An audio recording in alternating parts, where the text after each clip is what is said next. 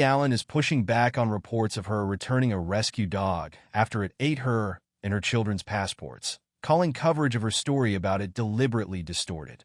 The Smile singer explained in detail her side of things and called for people to stop sending her really abhorrent messages, including death threats, in a statement she posted on X on Sunday. Allen began with a quote from her Miss Me podcast, on which she originally discussed giving up the adopted pet. "We tried very hard and for a very long time," she said, "but the passports were the straw that broke the camel's back." She continued in her statement, "This is the part of the podcast that the tabloids decided not to quote in their articles about me dumping my puppy. People have been furiously reacting to a deliberately distorted cobbling together of quotes designed to make people angry, and as a result, I've received some really abhorrent messages, including death threats. Some of the most disgusting comments have been all over my social media channels, and I'm really not surprised because this is exactly what those articles are designed to do." Allen discussed her plans to adopt a Chihuahua mix on Thursday's episode of the podcast, which led her to recall her debacle with a rescue she adopted during the pandemic. "She ate all 3 of our passports, and they had our visas," Allen said.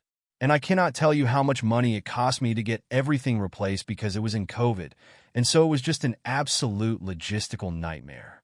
Allen lives in the U.S. with her husband, actor David Harbour, while her daughter's father, Sam Cooper, lives in England. The kids not having their passports meant they couldn't see their father for months because, as the singer put it, the FING dog had eaten the passports.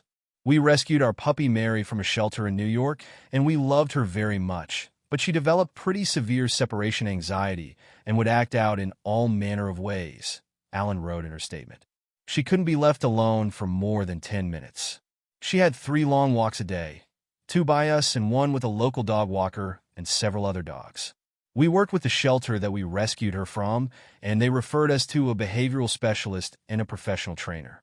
It was a volunteer from the shelter who would come and dog sit her when we were away, and after many months and much deliberation, everyone was in agreement that our home wasn't the best fit for Mary." Allen went on to say that she's had rescue dogs pretty consistently throughout her life and had never been accused of mistreating an animal, so the past few days had been very distressing.